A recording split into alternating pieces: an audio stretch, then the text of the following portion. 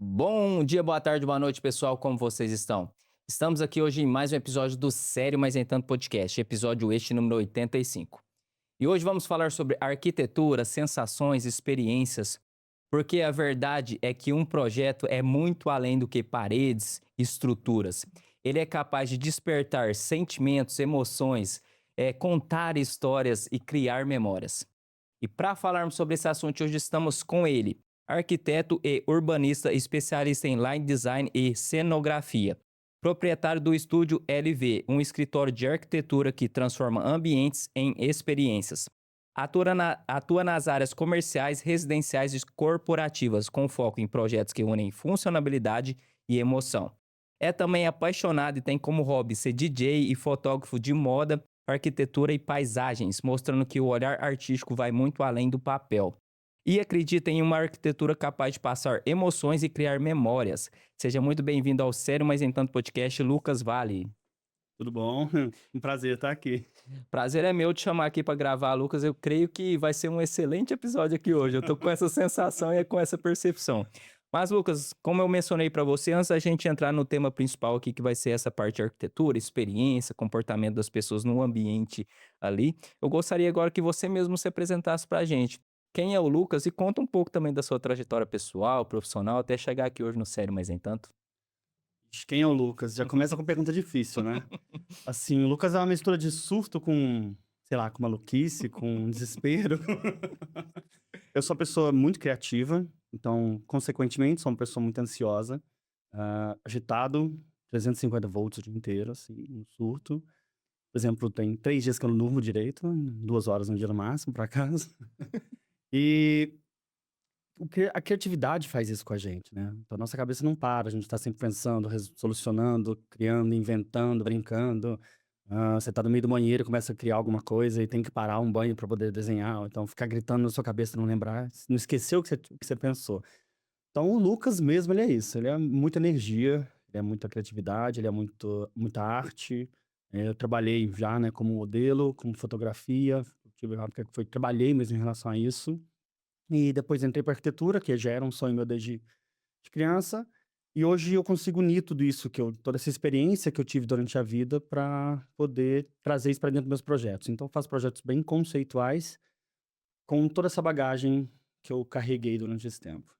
E foi sempre assim, Lucas? Você sempre teve esse olhar assim, artístico, né, das coisas, e tem essa energia, né? Que quando você chegou aqui, eu já vi que você é uma pessoa que tem uma energia, um alto astral ali.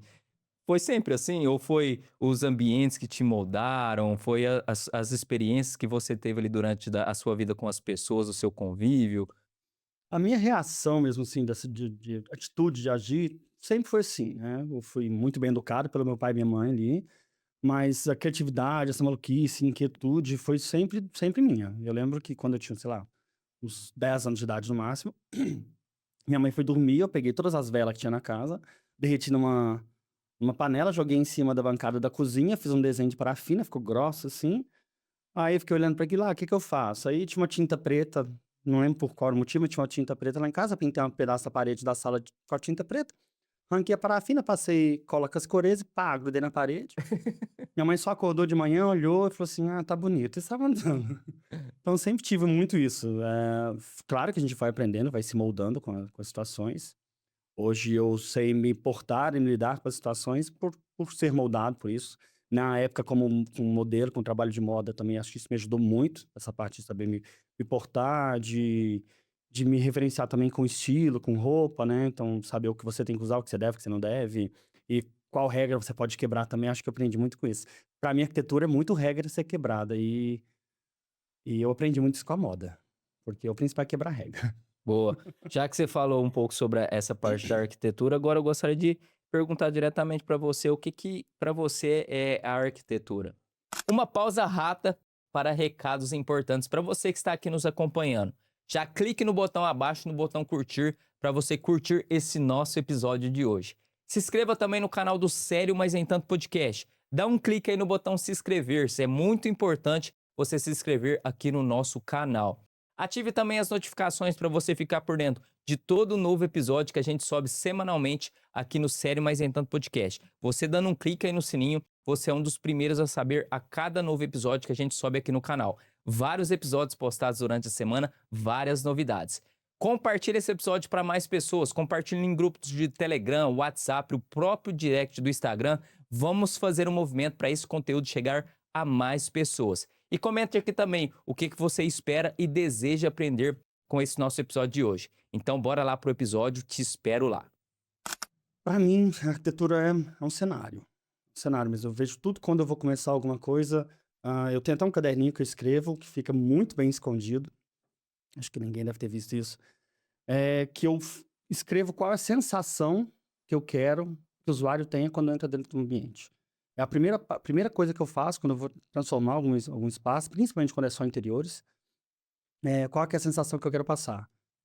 E aí, dessa sensação, eu parto para um projeto físico, né? Para imaginar, eu quero essa sensação, quais peças, quais situações vão me trazer esse sentimento. Entendi. Mas assim, você chega naquele ambiente antes mesmo de ter o projeto, você já chega ali e meio que vislumbra o que que vai ser ali sobre o seu olhar artístico mesmo. Sim. E eu consigo visualizar o negócio na minha cabeça inteiro, montado do zero, assim, o ambiente não tem nada, eu olho e falo assim: "Ah, é isso, pronto". Aí chego, volto e põe no papel. Mesmo? Quase sempre desse jeito. E como é que é passar essas ideias, esse senso artístico que você tem na arquitetura para os seus clientes finais? O pessoal meio que se surpreende pelo o resultado final, pelo processo ali que você da sua criação e implementação, ou tem pessoas que não se surpreendem assim, até não gostam daquilo ali, ou gostam, se surpreendem? Como é que é essa interação desde o processo da sua criação ali até a entrega final do projeto? Olha, eu acho que eu nunca tive nenhuma sensação, nenhum cliente que olhou e falou assim: "Ah, não era o que eu queria". Eu acho que sempre foi uma surpresa boa, mas é muito difícil você conseguir levar isso para o teu cliente no meio do processo. Porque o Entendi. cliente ele tem que acreditar em você no processo e não no final. No final é fácil, ele chegou ali, viu montado, acreditou. No processo é muito complicado você mostrar para ele, ainda mais quando você usa conceito e coisas mais complicadas de lidar, você mostrar para o cliente, ele perceber e acreditar em você, falar assim: "Não, é isso aqui, nossa, não, vamos, vai ficar legal". A gente tem várias ferramentas que ajudam com isso, né, principalmente 3D, renders e tal, mas ela ajuda, mas ela atrapalha muito também. Hoje eu já faço uma ação muito diferente com meus clientes em relação a isso. O cliente fala assim: "Ah, tem como eu colocar essa parede um pouquinho mais cinza, não sei o quê". Não, não tem. A gente vai escolher as cores e tudo com catálogos, com peças sobrepostas, porque isso ele vai perceber melhor a junção, né. E o 3D ele engana pra caramba. Aí o cliente o 3 primeiro que o 3D parece que é gigantesco tudo, né, Sim. e aí chega lá, a pessoa tá num cubículo e então, as ferramentas ajudam, mas atrapalham a gente bastante nesse ponto. É como se o 3D fizesse tudo de forma perfeita, num cenário também perfeito, né, em termos de estrutura mesmo do local que você está implementando a parte da arquitetura, né. Mas aí talvez você chega lá fisicamente falando, a parede não tá daquele jeito, a estrutura não tá daquele jeito, aí não tem como implementar de acordo com o 3D, né.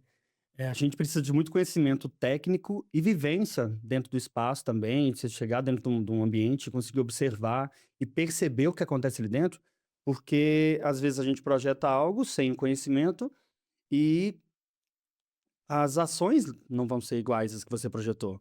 O sol não vai estar no mesmo lugar que você colocou, não vai estar na mesma potência, vai estar na mesma situação. As iluminações, as lâmpadas, porque a gente tem todas as ferramentas para trabalhar com isso corretamente, mas boa parte das pessoas não trabalham. Então, se eu pego um arquiviés de uma lâmpada ali e tal, aí ela fala: "Ai, tá escuro meu render", eu vou lá e jogo um volume muito maior de iluminação em cima para melhorar no render. Ou seja, você tá já entendendo que a luz que você colocou não vai dar certo. Então a gente tem várias questões que você aí, viu, eu perdi uma coisa que eu estava falando, no meio do ba É a questão foge da minha cabeça. a questão dos projetos 3D, né. E Lucas, acontece muito também nessas experiências que você tem com os seus clientes, assim, do dia a dia mesmo, de você fazer aquele projeto arquitetônico ali, implementar, chegar com o resultado do seu cliente, aí passa um tempo, você volta no local, tá tudo, assim, diferente da forma como você deixou, acontece isso? Dá vontade de morrer, dá vontade de pegar o cliente e estrangular, assim.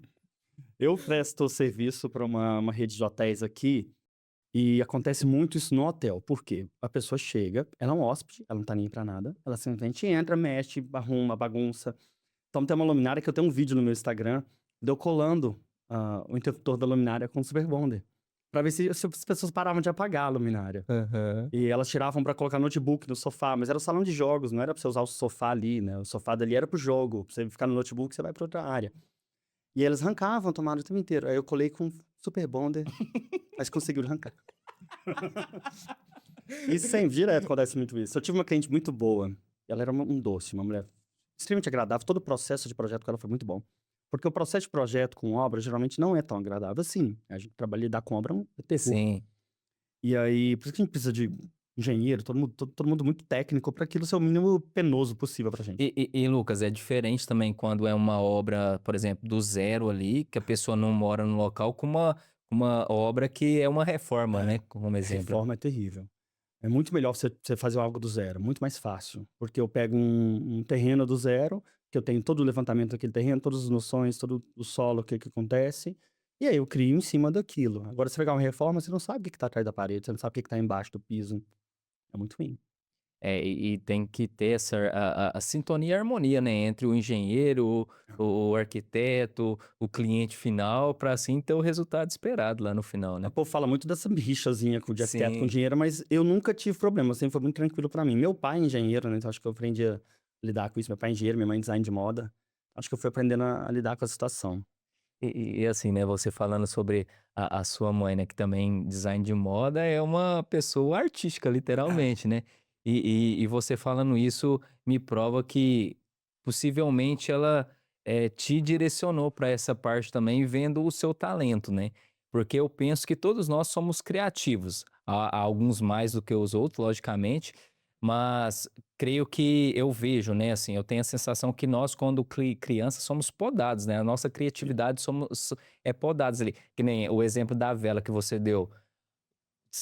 Eu Qualquer mãe chegaria ali e tacar-lhe é. uma surra no filho ali, né. Mas logo depois disso, que eu já tinha estava começando já a Aham. mexer muita coisa na casa. Eu botei fogo no sofá, Ah, não, mas aí aí já é eu extremo pus já. lâmpada dentro do sofá, né.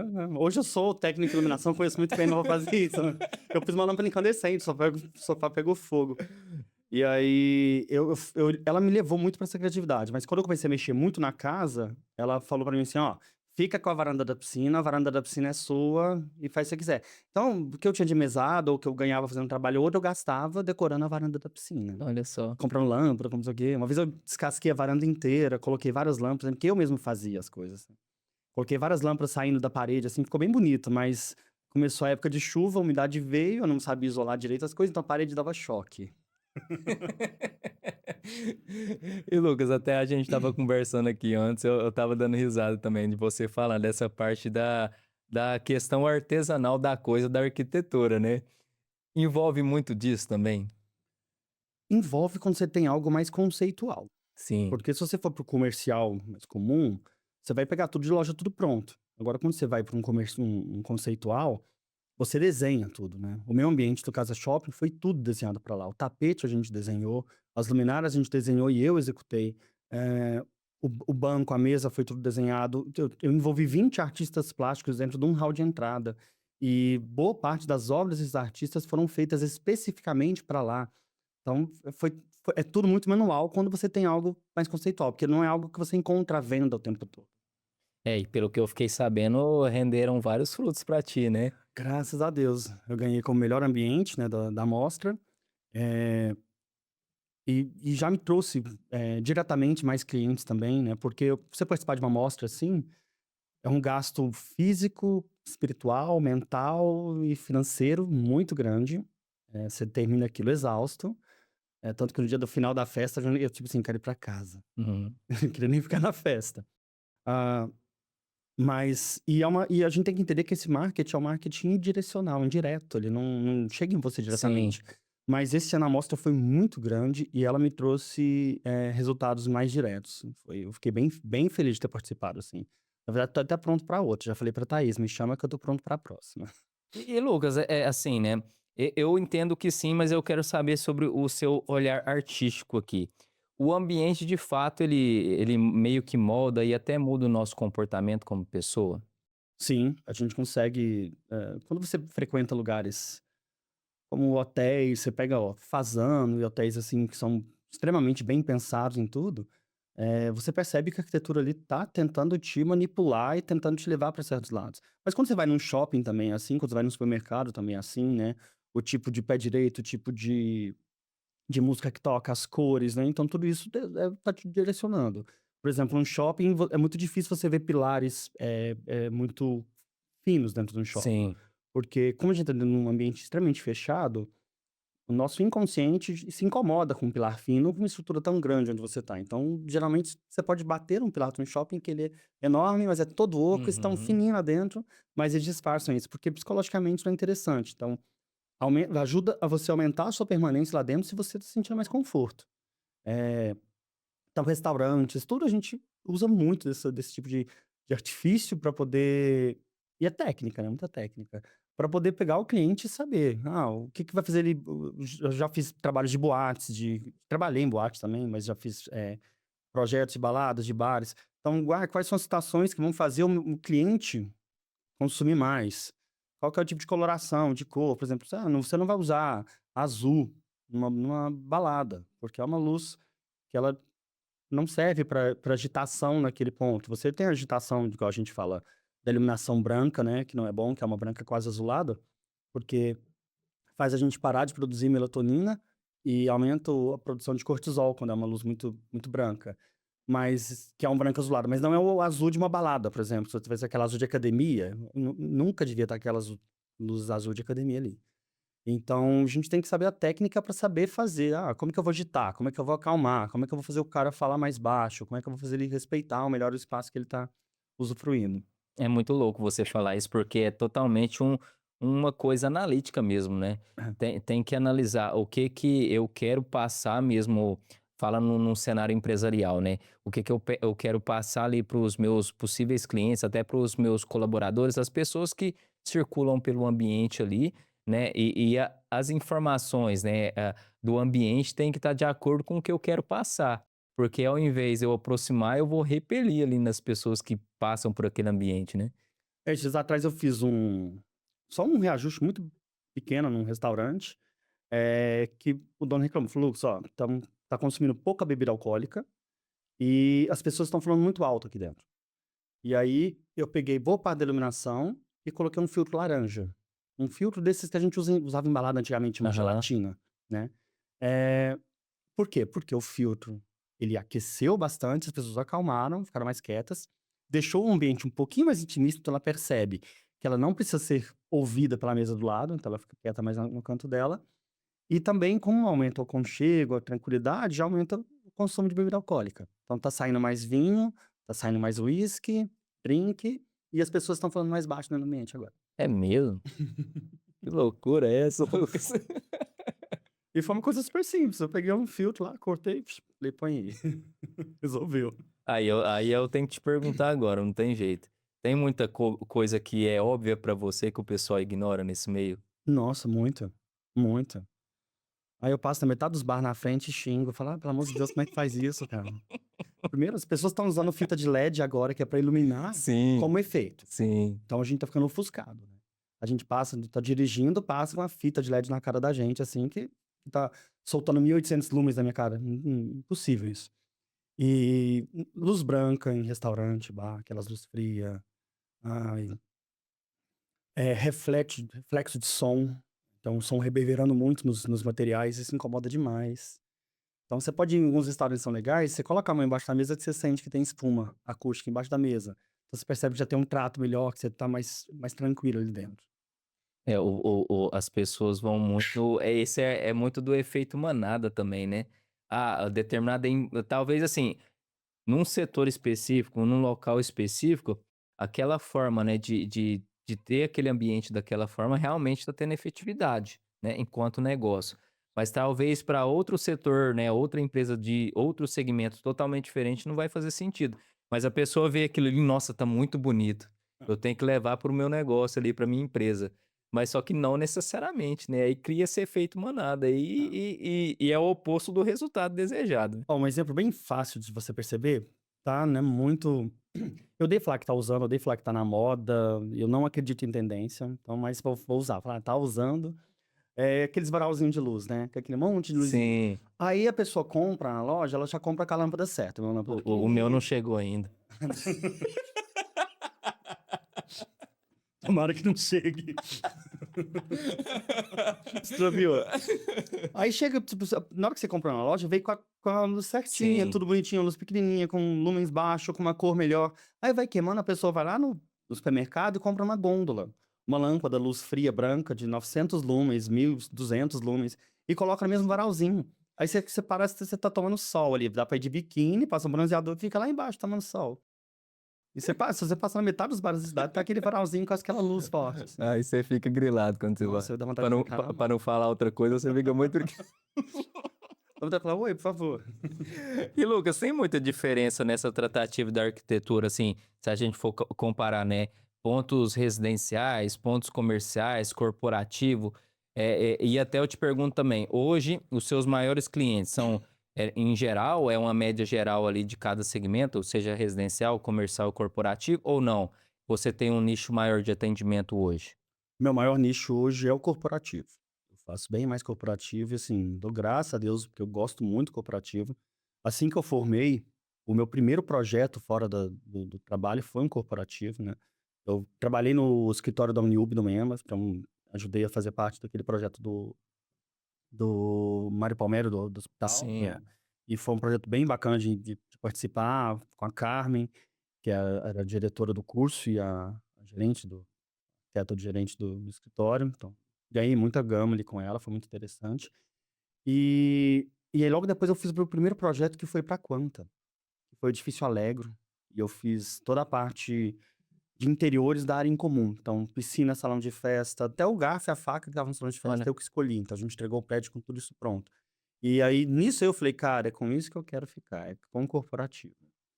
Porque eu gosto de técnica. Eu não sou de você não vai ler livro de nada de livro, eu leio livros técnicos. Ah, do que é aquilo, o que é aquilo, por que é aquilo, pronto. Eh, e o seu cliente, quando ele é residencial, ele que manda, cara. Não adianta eu falar assim: "Ai, não tá usando, é feio", acaba falando: "Não, a casa é dele, ele que". A sim, a a minha função como arquiteto é fazer com que as ideias dele prestem. sim. Por mais que a ideia dele seja péssima, eu que tenho que dar um jeito de tentar executar aquilo. Eu brinco e falo assim: "Ah, se você quiser sua avó pelada de lustre, a gente eu tenho que dar um jeito daquele ficar bom". Mas aí tem que entender que a gente tem que envolver 1.000.000 de Sim, situações para tentar trazer aquilo que a gente está pedindo. Então, no residencial, o cliente que manda. E o corporativo não é o público-alvo. Então, demanda um estudo. Então, se, eu estou fazendo um projeto X ali, e o meu cliente quer um porcelanato imitando mármore brilhoso, e não tô nem aí se o cliente quer. Aí o que manda é o público-alvo que ele almeja. sim. Porque não adianta eu estar querendo um certo público-alvo e entregar para esse público uma coisa que não tem nada a ver. Então esse público não vai frequentar, né.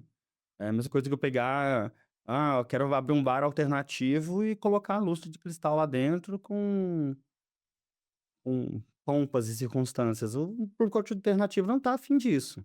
Então é você saber qual público você vai e o que que você vai fazer. E aí hoje o corporativo para mim é o melhor, assim. Porque o comercial ainda tem um pouquinho do dono não entender muito bem que ele não é o público-alvo dele, ou então boa parte das pessoas abrem um negócio achando que eu vou abrir um bar porque não tem bar do jeito que eu gosto de ir. Aí você abre porque você quer. Mas e cadê a pesquisa de mercado? Onde é que você chegou? Como é que você chegou nessa situação? Para saber o que que você o público realmente quer, se você tem esse público. É igual falar assim: "Ah, vou abrir uma balada em Uberaba e vai ser top". Aconteceu isso aqui há pouco tempo atrás, né. Vai ser top. Aí abre um lugar que cabe mais de 2.000 pessoas. Aí você pensa: "Quantos habitantes tem Uberaba?". 300 e poucos mil. Aí, quantos por cento desses habitantes são público-alvo para ir pra uma Sim, boate? São tantos. Quantos por cento desse público é top? É o clássico cara: "Ah, eu quero classe A". Aí você vai ter 5 clientes no fim do dia. E pronto. Não adianta abrir uma balada aqui para mais de 300 pessoas, não tem nem a menor condição, tem que ser daí para baixo. Isso pensando num público abrangente, né. Se você for funilar o público, você diminui muito isso. Então falta muito essa pesquisa de mercado para as pessoas quando elas vão abrir. E o comerciante geralmente faz isso, ele abre para ele. Aí não tem público, fecha.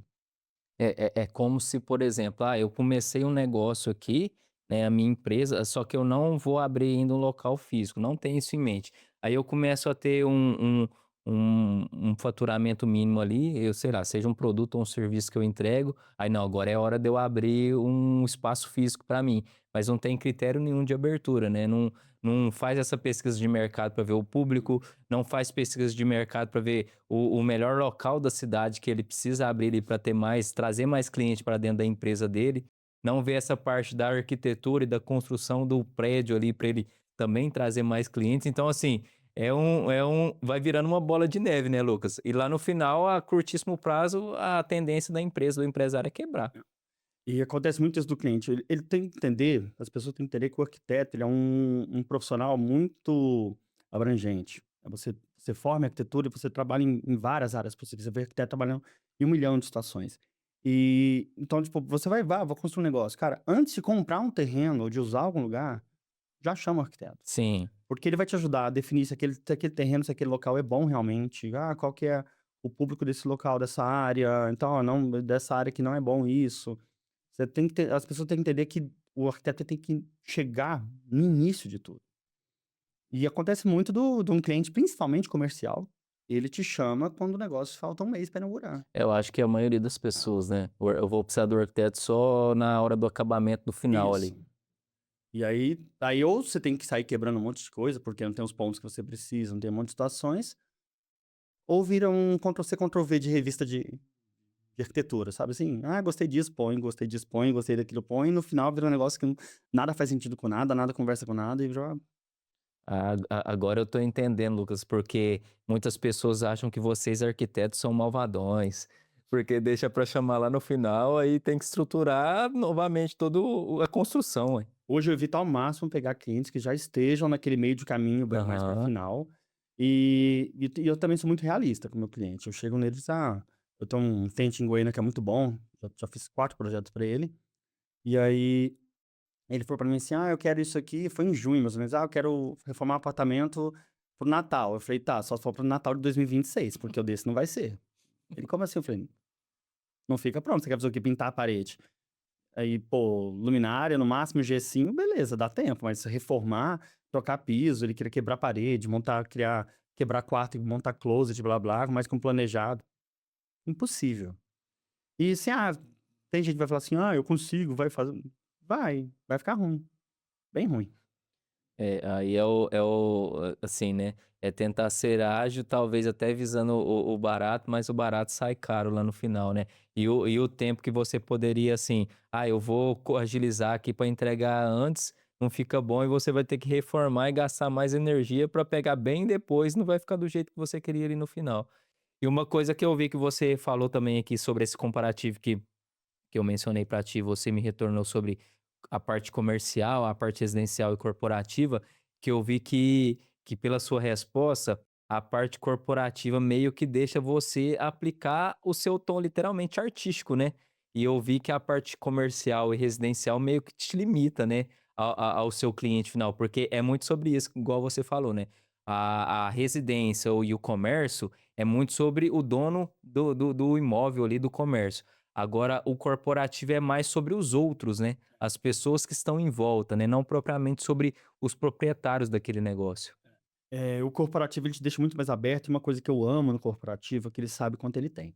Sim. Porque boa parte do seu cliente chega e fala assim, e quanto você tem para investir nisso? A pessoa trava, olha pra você e fala, hã? Então, o corporativo não, ele chega em você e fala assim: "Lucas, eu tenho tanto para isso aqui". Aí eu falo: "Olha, a gente chega até tal ponto", ou então você começa a inventar e ser criativo para conseguir transformar aquilo em uma situação viável para o cliente. Eu gosto muito também de desafio. Você trabalhar com dinheiro na mão é fácil, qualquer ambiente Sim. vai ficar lindo, né, pior que ainda tem gente que mas na teoria qualquer ambiente vai ficar lindo. Tô gastando 70 mil num sofazinho de lado ali, mais 25 só numa poltrona, 150 num lustre, vai ficar lindo mesmo, mas o valor que você É. tá gastando. Agora vai fazer com pouco, ou então vai fazer com o limitado, aí é muito mais interessante, muito mais desafio. E o corporativo faz a gente ter esse desafio, você ser criativo realmente, você voltar. Eu fiquei um tempo trabalhando com pouquíssimo corporativo comercial, e eu estava praticamente entrando em surto, porque eu não conseguia criar. Eu comecei, a criar projetos falsos para poder continuar desenvolvendo minha criatividade. Porque pro comercial não, o cliente chega com a foto do banheiro, com a foto da fachada do vizinho, o que é que você faz? Fala: "Ah, não, eu quero isso aqui". Então tá pronto, seu projeto tá aqui, a sua foto que você mandou já é seu projeto, vai lá e copia, pra que você precisa de mim? Eu vou criar algo pra você, algo que você queira, algo que você precisa, e não copiar algo do outro pra você. É bem diferente você ter a referência e ter a cópia, né. Pegar um local ali pra você, porque eu penso que, muitas pessoas chegam até você querendo te passar uma ideia, só que ela não vai saber te expressar aquela ideia que ela quer no final. Aí é onde talvez ela trazendo uma referência pra você ali de forma visível, né, mas não literalmente pegar aquilo ali como cópia, porque se for pegar como cópia não faz sentido o tom artístico mesmo da E arquitetura. muito cliente chega em você e fala: "Eu quero isso aqui", te mostra uma Mesmo? foto e fala: "Quero isso". Então uma coisa que eu faço muito com o meu cliente quando é residencial, eu peço para ele: "Me entregue 5 fotografias de coisas que você goste. Não quero um ambiente montado. Eu não quero fazer, é uma sala, uma fachada". Não, você pode ter uma fachada ou uma sala, manda, beleza. Mas não me mande ambientes prontos, me manda um quadro, uma poltrona, uma cadeira, um objeto de decoração, porque com isso eu vou fazer um link de qual que é o limiar, de qual que é a situação que aquela pessoa, enxerga a estética dele e chegar em algum lugar. Porque quando você pede pra ela te mandar objetos, assim, ela vai te mandar referências. Referência, da família, Sim. referência de infância, aí nisso você vai conseguir conectar o cliente pra casa dele. Porque o que a gente vê muito hoje, mas é muito mesmo, é que os lugares estão sem personalidade nenhuma. Então você entra na casa de uma pessoa e olha para aquilo e fala: cadê? Quem vive aqui?". Eu gosto muito da arquitetura, então eu sempre peço aos meus clientes: "Me manda foto do que você tem, das coisas que você gosta, o que é que você quer de família, quais são as referências que você tem", pra gente poder pegar e integrar isso dentro do projeto.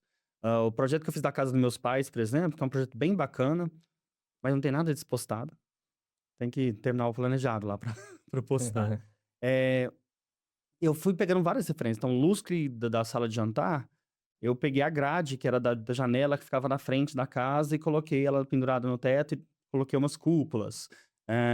As portas que a gente trocou, cresceu muito a casa, então é todo em vidro hoje pra parte da piscina, assim. Ah, a gente pegou as pedras da piscina, retirou, guardou, refez tudo que ia colocar e voltou as pedras para o mesmo lugar. Então, pra gente ter uma estética completamente diferente, mas tem a referência que era da gente. O banho social que a gente tinha antes na casa, ele virou um corredor. Então, parte deles eu deixei os azulejos à mostra. Então você passa naquele corredor, você sabe que aquilo ali era um banheiro antes, que tá cheio de azulejo. Sim. E aí eu ranquei, fiz um desenho com esses azulejos e cobri aquilo com uma massa e usei de morenato.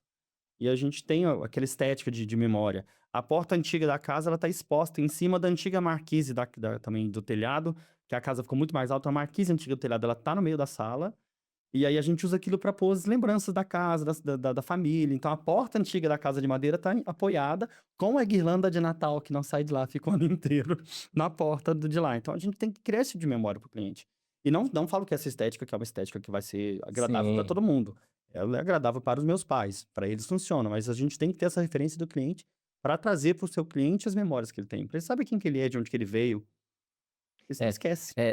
tem tipos diferentes e muitos cenários estéticos que assim, que eu entendo que tem que ser o meio, né, e não o fim. O fim tem que ser a memória, né, É. entregar a memória para o cliente ali, mas talvez aquela estética que você aplicou em determinado local não vai ser a mesma que você vai aplicar num segundo, num terceiro local, porém, a sua intencionalidade é entregar a memória para o seu cliente final ali, né, ter aquela experiência ali e aquela vivência. E eu penso, você me falando isso, Lucas, que, por exemplo, tem determinados locais nesses ambientes que você decora e coloca a sua arquitetura, que são coisas bem sutis, né? Que a pessoa que não entende nem percebe aquilo de forma nítida e consciente. Mas inconsciente, meio que aquilo faz a pessoa ter o aconchego do local ali, né? Mesmo sem entender daquilo. Acontece muito, né? No Com o ambiente do Casa Shopping, foi um que eu consegui passar muita referência disso, foi bem interessante. Então eu fiquei os 30 dias de mostra, os 30 dias em pé na porta, da hora que começava, da hora que Aham. terminava. Mentia que eu descia pra tomar um chopp de vez em quando. E aí a pessoa entrava e eu observava qual era a reação dela. eu usei da arquitetura para tentar chamar a atenção do máximo de público possível dentro do meu espaço. Então, uma pessoa jovem, ela chegava e se referenciava com certas coisas que estavam lá. Uma pessoa de 35, 40 ali, se referenciava com outra etapa. Uma pessoa mais idosa, ela já ia direto para as peças antigas que eu tinha, que eram todas da minha avó. Então, eu observava o que que a pessoa estava olhando e introduzia uma história em cima daquilo. E todas as vezes que isso acontecia, a pessoa estava só olhando. Na hora que eu começava a contar as histórias, ela começava a filmar e fotografar o ambiente inteiro. E falar: "Nossa, minha mãe tinha isso aqui. Ah, isso era não sei o quê". Então eu fui pondo referências Sim, de várias etapas de vida, que foram partes da minha família. Então todas essas referências eram do meu pai. Eu tinha os livros que era que meu pai ganhava de presente de aniversário, que eram umas estantes. Eu tinha peças que eram da minha avó. Então tinha várias coisas misturadas na mente que eu só observava. A pessoa chegava, eu olhava o que ela estava observando e introduzia pra porque a pessoa percebia que por trás daquele ambiente que já era aconchegante, era bonito, tinha muita história, muita emoção pra pessoa sentir. Então, teve gente que ficou 40 minutos dentro do ambiente, assim, e falava: "Nossa, tô emocionado, tá muito lindo". Tinha gente que passava direto também, mas sim, o que passava direto eu deixava passar, porque se ela já passou direto, é porque ela não teve interesse. Pra que eu vou sim. chamar e tentar convencer a pessoa do contrário? Não, deixa passar. Mas quem ficava, fazia questão de conversar, de mostrar, de falar o que era, o do porquê. Até a história do quadro que tem, no meu ambiente de casa shop tinha um nu meu que a Renata Prata fez. E aí, quando eu fui gravar um vídeo pra Renata Prata falando sobre o quadro, a menina que estava fazendo o marketing falou assim: "Ah, não vamos falar que o quadro foi feito pra cá não, fala que ele já era seu". Eu falei: "Não, a história do quadro foi tão interessante, por que que eu vou mentir, né? Por que eu vou Aham. inventar uma outra história em cima para o marketing? O marketing dele já tá muito bom". Porque era um quadro para ambiente dela. E aí ela falou assim: "Amigo, me manda uma foto sua, pra eu fazer um nu em cima de você, que depois eu deixo o quadro de presente pra você, que eu quero usar lá no Casa Shopping". Aí eu falei: "Ah, bora". Mandei a foto, aí deu um pouquinho, ela, assim, primeiro que ela já estava falando pra todo mundo que estava fazendo no meu, eu falei: "Renata, não conta". E aí ela virou pra mim e falou assim: "Amigo, não vou usar mais. O Marchand que veio aqui, que tá me ajudando a fazer a coleção, falou pra eu não usar, porque ele vai destoar muito do restante, a gente tá usando tudo muito, mais comercial e esse tá muito artístico. Você vai pôr no seu ambiente". Eu falei: "Renata, não sei o que ela, não, você vai pôr no seu ambiente". Eu falei: "Ah, tá, Renata, beleza". Aí falei: passa a medida pra eu ver onde que ele cabe". Aí coloquei lá, não sei o que, eu falei: "Pronto". E na hora que você viu o quadro, parecia que estava tudo feito exatamente pra estar no mesmo lugar, porque os eróticos do Edson Fernandes, que era pra estar no lugar do quadro, eu espalhei ele nas paredes, e eram 10 peças, estavam nos mesmos tons dos quadros da Renata. E não foi nada descombinado, né. Tá bem interessante vendo essa parte, assim, nem sei por que que eu comecei a falar disso agora, mas tudo bem. Não, é porque assim, né, você comentou sobre essa questão das histórias por trás de cada ambiente, né, e é muito sobre isso, porque eu vejo que você é um contador de história nato, Nossa, entendeu? muito. É um contador de história e assim, é o que nós seres humanos gostamos, né, e o que prende a nossa atenção. É bem mais fácil, né, e claro pra gente, prender certas memórias de fato, né, experiências a partir de histórias, né. Porque quando a gente constrói um cenário, um ambiente, não assim, priorizando essa parte da história daquilo ali, meio que ele fica como preto e branco ali, né, não tem aquela imagem, aquela sensação, aquela experiência, aquela memória. Então, é muito forte essa questão e eu vejo que você realmente é um contador de história, é muito bom isso. Eu acho que a gente qualquer lugar que você chegue, eu falo até mesmo em trabalho, hoje eu sou melhor", de sei lá o quê, se você não lembrar quem que você é, das suas histórias, você não chegou a lugar nenhum. Ninguém, porque, eh, a gente é um somatório das nossas Sim. histórias. Igual você estava me contando no começo, antes da gente começar a gravar, né, como foi sua trajetória, como foi sua história. Então, quem seria você sem essa trajetória? A gente eu sou mais novo de 2 irmãos, né, de 3, somos 3, tenho 2 irmãos, e nós 3 temos 2 anos e 9 meses de diferença só, e isso que minha mãe teve 2 abortos naturais entre eu e do meio, e entre o do meio e mais velho. Então, assim, eu nasci de 6 meses, meu irmão de 7, eu de 9. A gente aprontava o demônio em casa. Uma história, assim, só de infância que a gente criou, eh, a piscina a gente conseguiu botar fogo na piscina lá em casa, quando eu tinha 7 anos. E aí a borda da piscina era preta, até essa reforma que a gente fez Aham. agora, então era uma parte da história ali.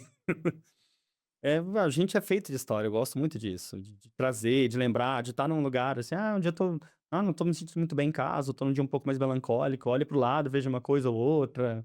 Eu vejo coisas da minha avó que tá em casa. Eu morria de medo do sofá da minha avó, porque meu avô passou mal, quando faleceu. Ele passou mal no sofá, e é o sofá que hoje tá na minha sala. Que peguei, Olha. minha avó faleceu, e eu peguei o sofá pra mim. E eu morria de medo do sofá. Hoje, Antônio, o sofá tá lá, eu tô na sala, tô, isso aqui. Eu falei, né, vó? A gente é feito com essas histórias. E você falou um pouco aqui, né, Lucas, e eu gostaria de saber por você, dessa parte dos bloqueios artísticos. Acontece isso contigo, ou é muito sobre o que que o cliente quer, que você meio que é o copia e cola e por isso que vem o bloqueio ou não? É algo natural também isso acontecer? Pra mim é muito natural. Acontece muito comigo, muito mesmo, de você estar ali na frente do computador e, nossa, 3, 4 dias e eu não adianta, eu não entrego um projeto se eu não tô satisfeito, então eu enrolo o cliente, se eu tiver que enrolar, eu enrolo e falo: "Não vou, não, tá bom". E você bloqueia, não sai, cara, fica 3, 4, 5 dias, uma semana, às vezes 2, 3 semanas que você não consegue sair daquele patamar. E de repente, do nada, você senta no computador e resolve todo aquele problema que você teve em 3 semanas em 3 horas. Acontece muito isso. Eu fico bem bloqueado direto, e eu me bloqueei muito para escrever. Eu já escrevi bastante colunas de revistas, em Sim, parte de arquitetura e tal, e aí, eu me bloqueei muito na hora de escrever. Aí quando eu não tenho prazo, eu falo: "Preciso escrever isso agora", eu vou pra um bar muito barulhento, que seja uma música que eu deteste, vai ser algo que eu não gosto. Aí eu vou pra esse bar, que tem aquela muvuca de gente, aquele barulho, peço a cerveja, pego um caderninho e começo a escrever no bar. Porque parece que quando tem aquela zona toda em volta, que aquilo me sim, incomoda de um tanto que eu consigo focar naquilo. Porque, às vezes, quando você tá num lugar que tá muito agradável, igual meu escritório é muito agradável, minha casa é agradável, eu não foco no que eu tenho que fazer, porque tem tudo em volta. Ah, o meu cachorro, vem, o gato, vem, outro cachorro, tem 3 cachorros e um gato. Ah, então você começa a focar em um monte de outras coisas que não é sim. aquilo. E minha mente, eu sou ansioso, minha mente viaja, vai embora. Na hora que eu tô lá no Japão, meu corpo sozinho na sala, assim. E aí, quando eu vou pra um lugar que pra mim é desagradável, quanto mais eu conseguir desligar, melhor. Aí um texto que eu não tô dando conta de escrever, eu escrevo em 40 minutos num bar ruim. E é muito disso, viu, pessoal? Tipo assim, a gente já tá pra ir em 2 horas e meia de gravação, porque toda hora o Lucas para aqui. O que que eu tava falando mesmo? Eu esqueço completamente. Na hora que eu vejo, eu tô em outro lugar. Por que que por que eu comecei essa O que que história? eu tô falando? O que que eu tô fazendo aqui? É brincadeira. Mas, Lucas, né, agora eu gostaria de saber por você, o que que é esse termo aqui, eu não sei se é uma especialidade, um setor da parte da arquitetura, light design. O que que é isso e como que você usa ele para transformar também os ambientes que você trabalha e atua ali? Cara, o light designer eu acho que é a principal parte de um projeto. Porque o light design é a luz mesmo. Você desenhar a iluminação. O que que você vai usar de iluminação dentro de um espaço.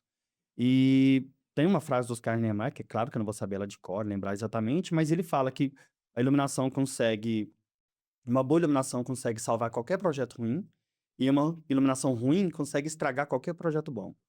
E o Light Design ele é uma especialização que eu tenho que é somente em iluminação, então eu faço projetos só de luminotécnica. Eu tenho bastante projeto assinado só de luminotécnica, eu gosto muito de fazer também. Eu sou apaixonado por iluminação. O meu escritório são 197 pontos de luz em 50 metros quadrados. Então tenho lâmpada para dar a esquecer, mas porque eu crio ambientes, é o que a gente tem que Sim, fazer com a iluminação, né? Você criar ambientes, situações. Ah, vou receber um cliente de certa forma, um cliente mais velho, eu vou usar a iluminação de tal forma. Ah, um cliente mais jovem, usar de outra forma. Ah, um cliente que é comercial, que é de bar, balada, restaurante. Aí eu vou deixar aquilo ali com uma cenografia. Eu uso muito a arquitetura como cenografia. E o light design, isso é primordial para cenografia.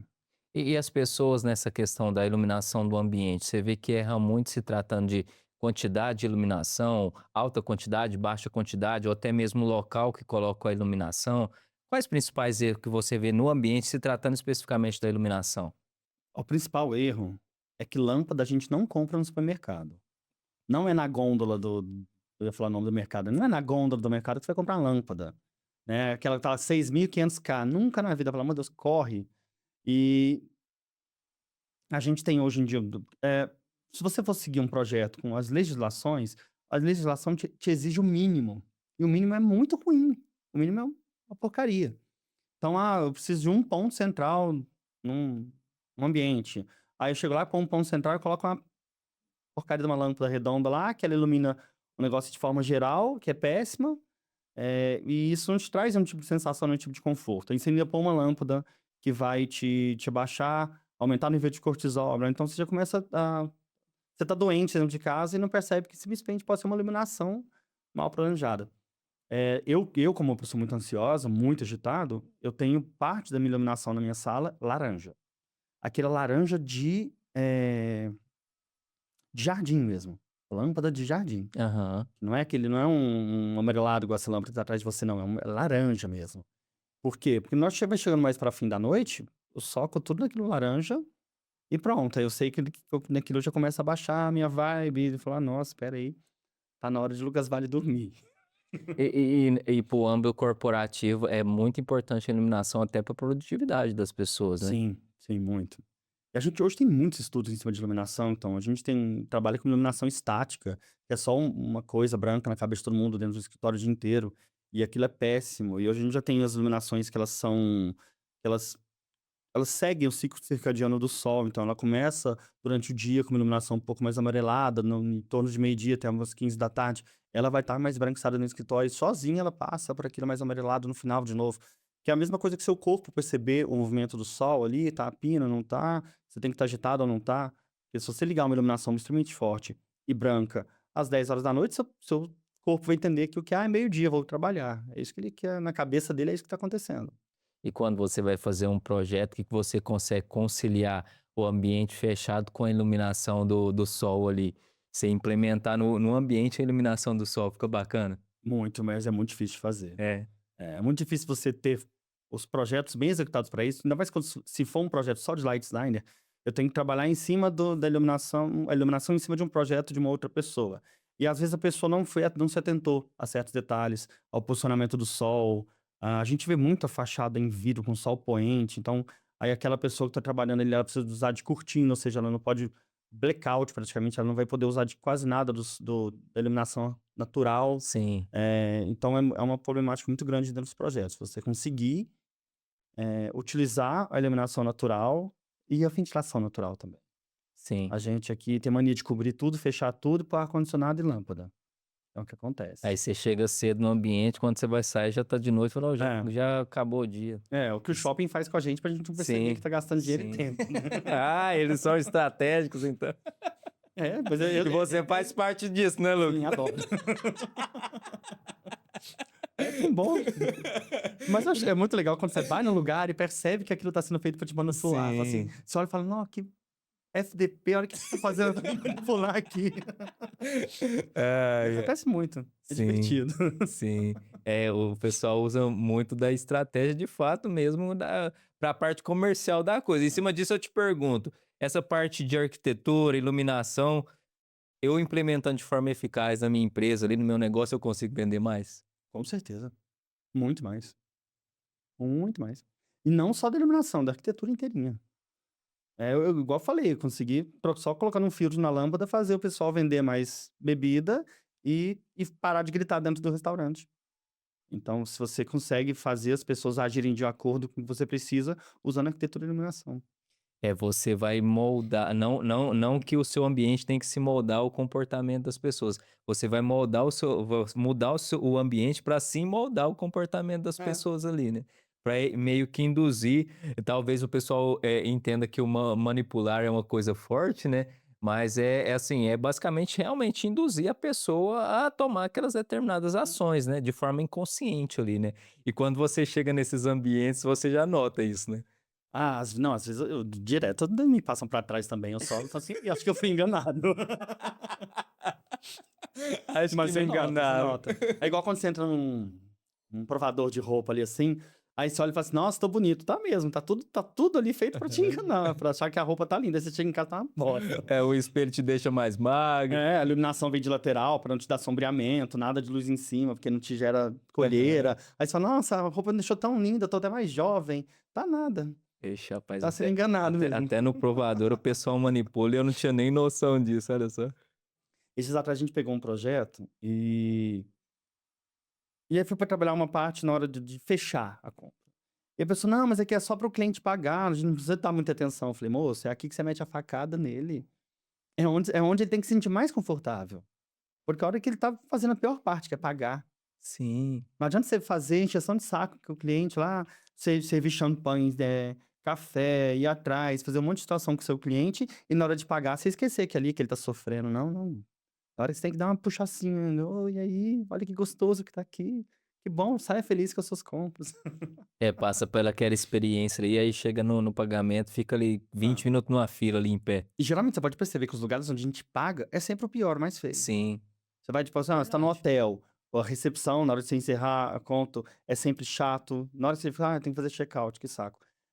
Então, a gente tem que cuidar dessa parte ali também. E o interessante, né, Lucas, que, por exemplo, nós seres humanos sempre tendemos para o negativo, né? Então, talvez você possa ter passado por todo um ciclo de uma boa experiência ali no local, aí chega lá no final, na hora de pagar, que é um momento sofrido ali, você não tem a experiência ali e tal, aí você vai sair dali falando mal do local, né? Sim. Nossa, eu fiquei ali 20, 30 minutos numa fila, o pessoal não me atendeu bem, não. Você pode ter sido uma experiência incrível em tudo, só que no final te gera negatividade na venda. Você vai num bar, por exemplo, vai com os amigos no bar. Aí na hora de dividir a conta, aquele assistão de saco, você estressa na hora de pagar a conta e já sai, tipo, nossa, o final acabou com a noite inteira que foi agradável. E Lucas, eu queria falar um pouco com você sobre essa parte de automação nesses processos arquitetônicos, voltado exclusivamente para as inteligências artificiais hoje. Isso está ajudando como ferramenta ou não? Está surgindo muitos arquitetos de IA aí que não coloca a parte artística do negócio, é muito operacional, vai ali, seta um prompt no IA da vida ali, sai com o projeto pronto para o cliente. Eu já recebi, ultimamente, 3 plantas de casa de IA, assim: "Ai, que você acha?" Eu: "Ah, acho uma bosta". Aí a pessoa, mas você não tem como falar, porque se você só falar mal, a pessoa vai achar que você tá falando. Então eu acho que pra falar mal de alguma coisa, a gente tem que ter muito mais conhecimento do que pra falar bem. Sim, E aí, você tem que chegar e ser técnico. Eu falava: "Não, essa abertura aqui, essa porta aqui, onde que tá o sol? Onde é que tá não sei o quê? Cadê isso aqui? O que tá acontecendo aqui?"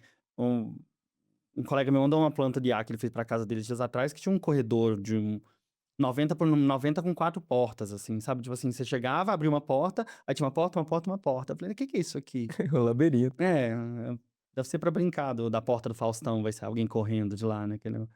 É loucura. Aí a inteligência artificial é muito boa pra gente, principalmente agora em processo de renderização, eh, você tem uma velocidade muito maior, mas tem que ser usada com cuidado, né. Não o cliente tem que entender que ele não substitui profissional, não substitui engenheiro, né, de uma obra. Você não vai mandar a IA calcular a sua, porque a IA ela é abastecida com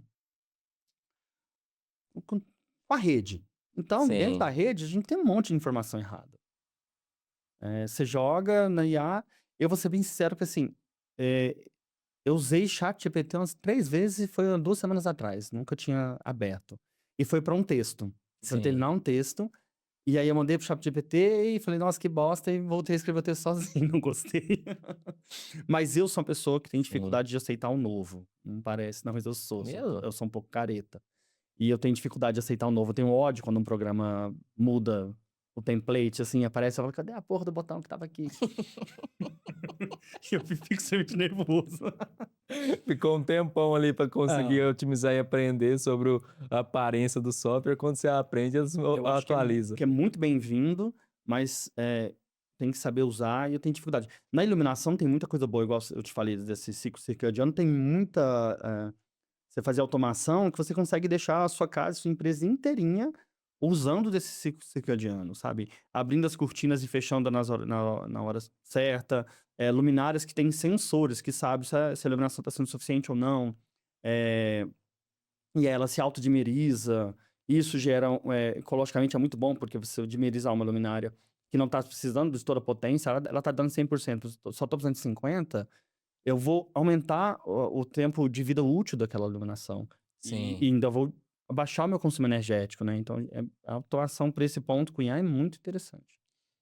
Pelo que você está falando então, assim, com o tempo tá surgindo várias coisas novas dessa parte de automação do ambiente, se tratando de iluminação, né. Sim. Desde meio que o ambiente, otimizar aquela iluminação ali para proporcionar o que a pessoa quer, né, naquele determinado ambiente. Sim, e você não só da iluminação, mas como da ventilação natural, tudo assim. Então você consegue fazer uma casa, preparar para te receber. Sim, Tipo, eu vou chegar às 18.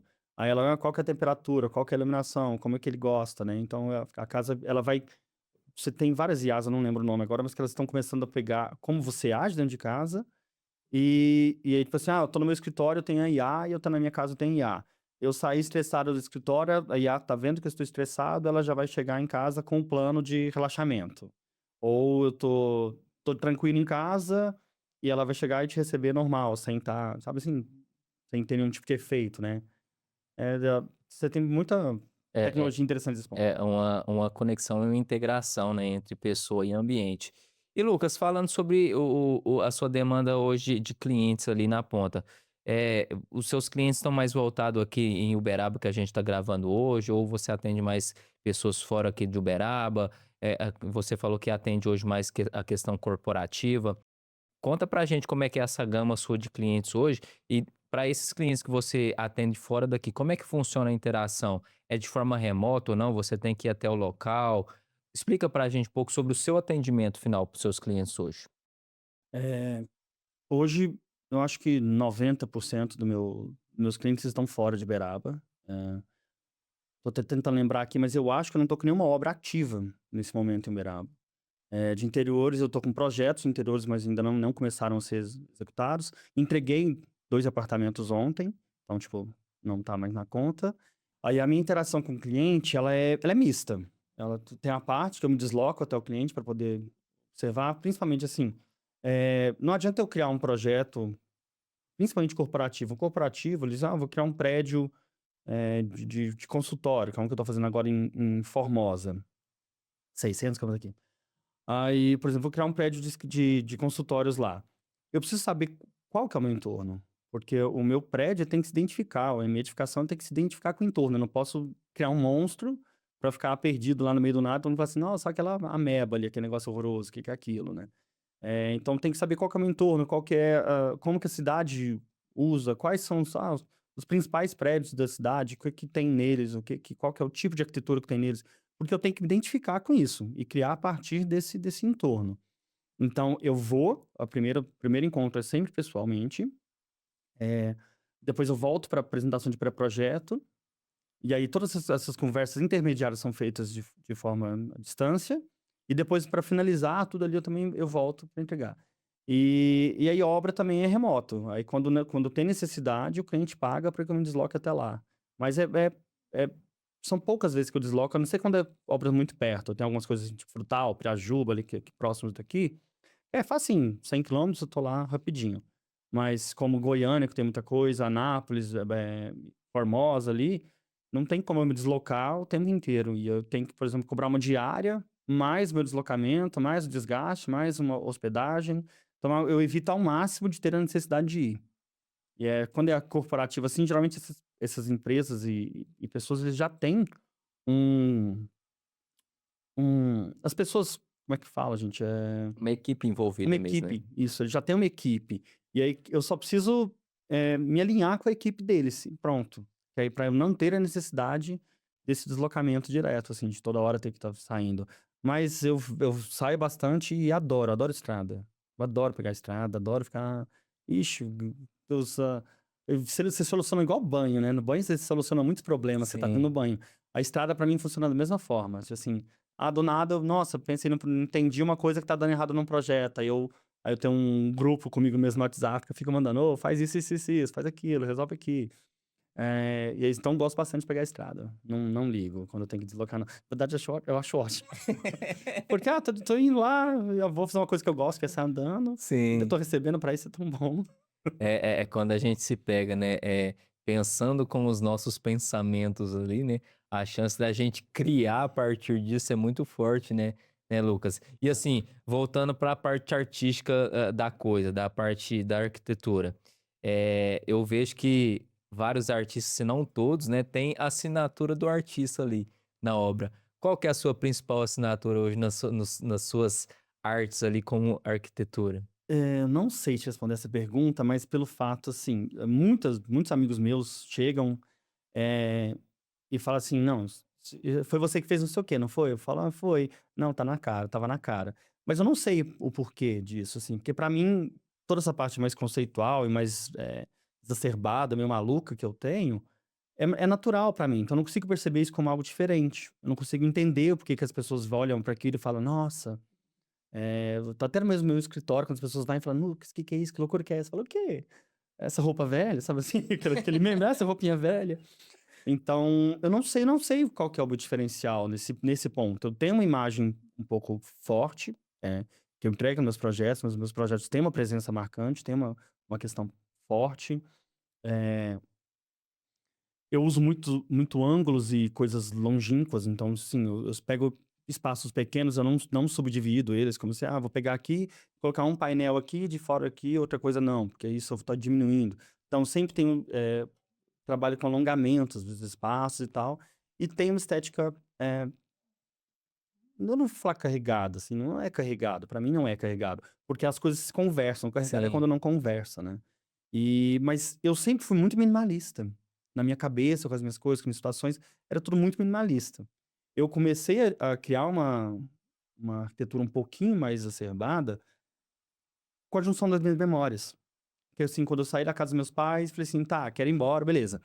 E aí eu comecei a juntar as coisas que eram minhas, que eu tinha adquirido já, e as coisas que, tipo assim: "Ai mãe, me dá, eu gosto tanto, não sei o quê". Então aquilo começou a virar quase um museu de tanta coisa que eu tinha. Então minha casa e meu escritório são abarrotados de coisa. Aham.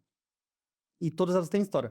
Eu comecei a criar essas situações por conta da história. Eu acho que hoje isso é o que fez definir a minha arquitetura como algo de memória, algo relacionado às pessoas, à vivência, hã, foi justamente esse passo da história ali que eu comecei a então acho que é isso que vai ser minha assinatura, é isso, mas eu não sei te falar por quê, ou como que as pessoas percebem isso, eu não sei. Eu posso estar errado e ter a sensação errada, você pode até me corrigir, mas eu acho que é muito sobre buscar harmonia no caos, será que não? Ah, completamente, sim. Meu caos é eu sou totalmente caos criativo, assim, totalmente. Eu adoro caos.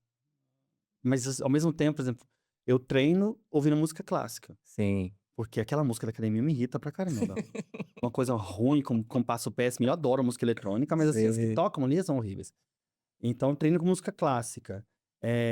A Bruna sabe, quando ela chega no escritório, se eu tô ouvindo música clássica, ela mal fala oi, ela já eu sou bem caos criativo, adoro bastante. Eu sou bem caótico, minha cabeça é um turbilhão o dia inteiro. E eu começo a conversar comigo mesmo em terceira pessoa, sei lá, terceira pessoa, e tipo assim, tipo: "Cala a boca, Lucas Sim, Vale". sim, Tipo: "Nossa, larga de ser chato, Lucas Vale". Eu falo comigo desse jeito dentro de casa, sim. como se fosse uma pessoa a mais ali, assim. Mas eu te falei também, quando a gente estava conversando, que de personagens que eu crio, né. E eu sou vários personagens. Eu dentro do Casa Shopping, se pegar as fotos no meu Instagram ali, eu era um personagem ali, eu estava com a barba desse tamanho, não sei o quê, um cabelo todo bagunçado. Agora já tá de príncipezinho da Disney aqui.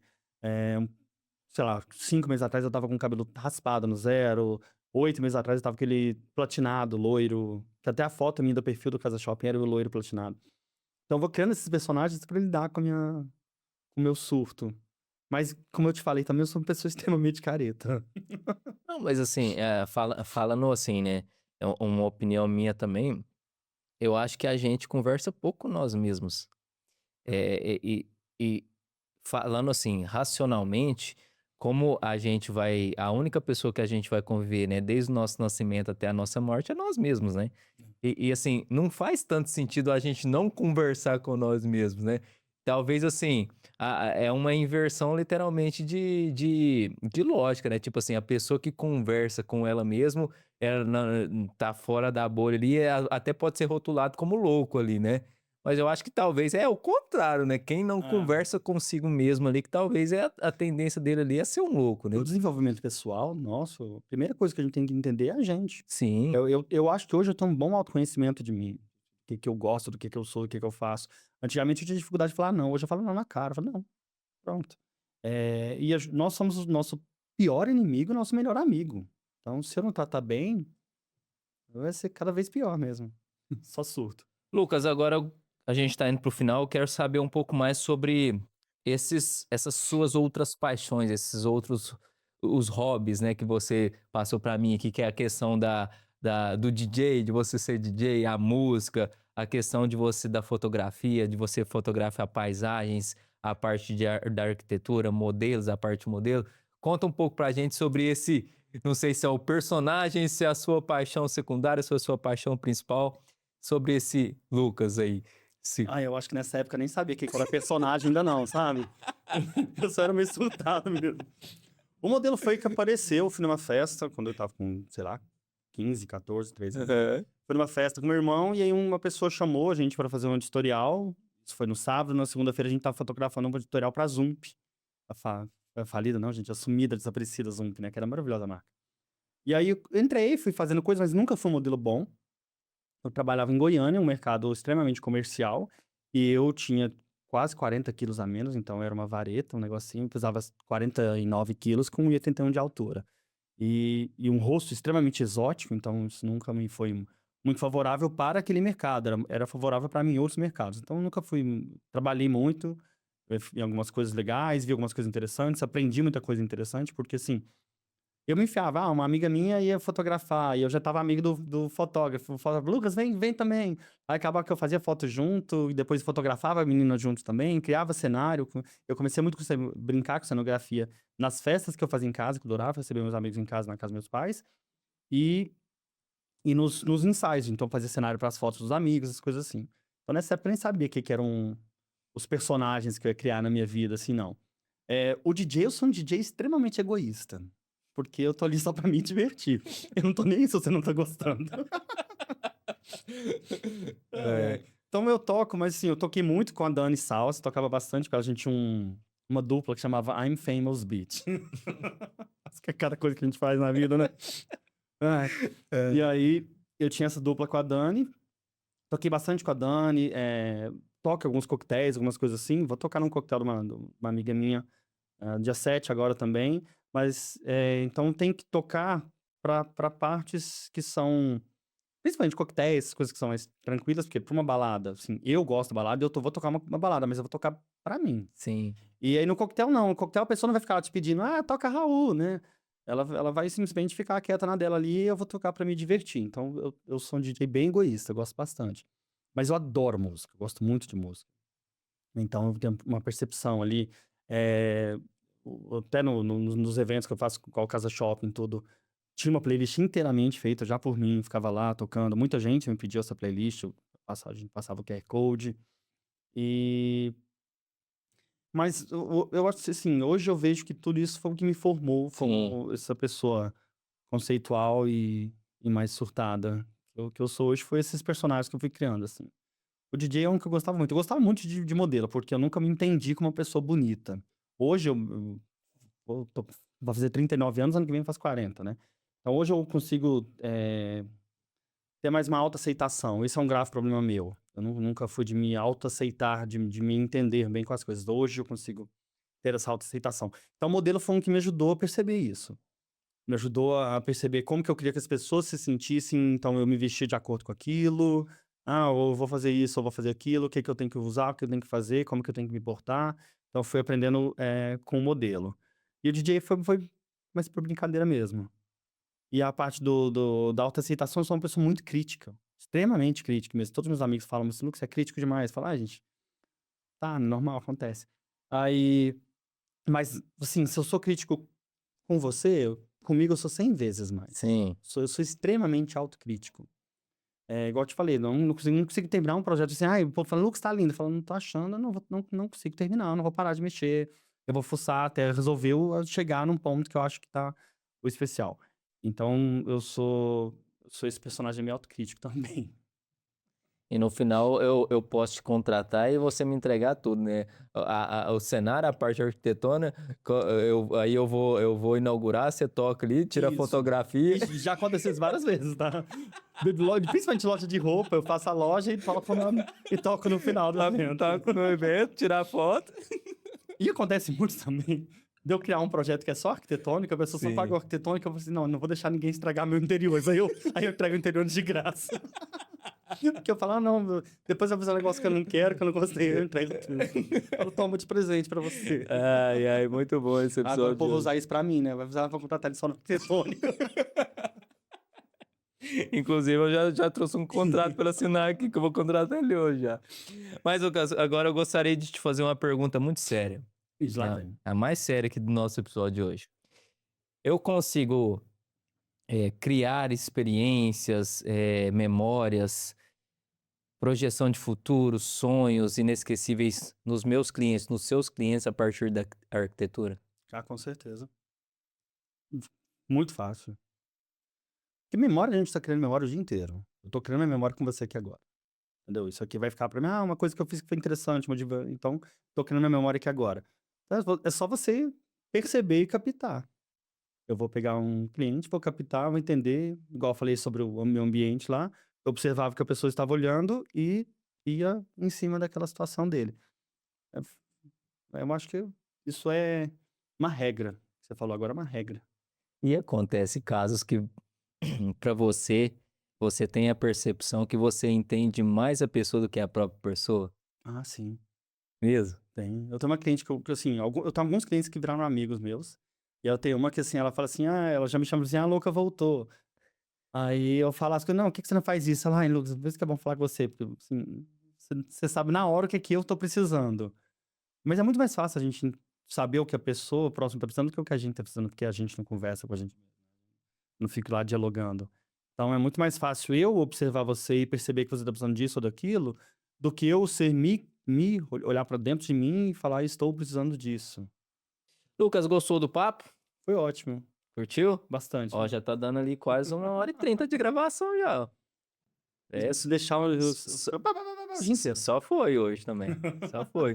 Mas temos uma mensagem final ainda que eu vou te pedir, mas antes dela eu gostaria que você olhasse para aquela câmera agora e passasse suas mídias sociais. Como é que o pessoal te encontra? Se você quiser também passar o endereço, algum endereço físico, celular também, para ter uma proximidade maior e melhor contigo. Ah, sim. Meu Instagram. O meu Instagram pessoal, ele é o Caetano Vale, né? Que o meu sobrenome é Caetano, eu uso Caetano Vale por conta de quando eu trabalhava como modelo, que eu tive que trocar pra não mexer com arquiteto. Sim. E o do escritório é @Estúdio LV Arc. E aí ARQ só, né, no final.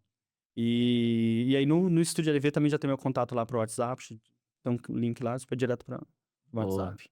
Lucas, agora eu gostaria que você deixasse uma mensagem final, até em tom de puxão de orelha, literalmente, para aquelas pessoas que não veem como essencial a parte da arquitetura, né? Que através dela eu consigo transformar e moldar o meu ambiente ali, seja comercial, residencial e até o corporativo. Esse recado ele é bem pra pessoa do residencial, principalmente, porque é quem é mais afetado por isso, todo mundo tem casa, né? E a sua casa pode estar te adoecendo e você não sabe. Procura um profissional. Não faz nada da sua cabeça, não vem com Shopee, não vem com Mercado Livre, pelo amor de Deus, e muito menos com iate criando plantinha. Sua casa pode estar te matando e você não sabe. Ixi, vou ter que cancelar as compras. Lucas, muito obrigado por ter aceitado o convite. Gostei demais de estar gravando com você aqui hoje. Também Com foi um prazer. certeza, convites futuros virão, mas penso que daqui, sei lá, se eu te chamar daqui uns meses, você talvez vai estar careca, vai estar loiro, vai Bem capaz. Amanhã eu não vou estar com a mesma cara. estar barbudo. Eu tirei agora. Eu tava hoje, barbudo. Só resenha. Mas curtiu, né? Foi ótimo. Curtiu a Bem experiência? gostoso, aham. Bom demais. E para você que chegou até aqui e nos acompanhou hoje, já sabe, caso você não tenha curtido esse nosso episódio gravado com o Lucas hoje, já clica no botão logo abaixo aí no botão curtir para você curtir esse excepcional episódio que eu gravei aqui com o Lucas. Também se inscreva aqui no canal do Sério Mas Nem Tanto Podcast. Clica aí no botão se inscrever. É muito importante você se inscrever aqui no canal, dá uma força pra gente aqui. Ative também as notificações para você ficar por dentro de todo o episódio novo que a gente sobe aqui no Sério Mas Nem Tanto Podcast. A gente está postando muitos episódios com muitos convidados aqui, potenciais empresários, pessoas sensacionais. Então é muito importante você clicar aí no sininho para você ficar por dentro de todo o episódio novo que a gente sobe aqui no YouTube. Se comenta aqui também o que você achou desse episódio de hoje, curtiu, não curtiu, tem dúvidas sobre arquitetura, sobre essa parte artística que eu conversei aqui com o Lucas hoje. Então comenta aqui, eu vou te responder também, o Lucas se propõe a responder nos comentários E compartilhe também esse episódio para mais pessoas. Vamos fazer um movimento para esse conteúdo chegar a mais pessoas. Compartilhe em grupos de WhatsApp, grupos de Telegram, no próprio direct também do Instagram. Compartilhe para geral aí. Então te vejo até o próximo episódio. Fique com Deus e tchau, tchau.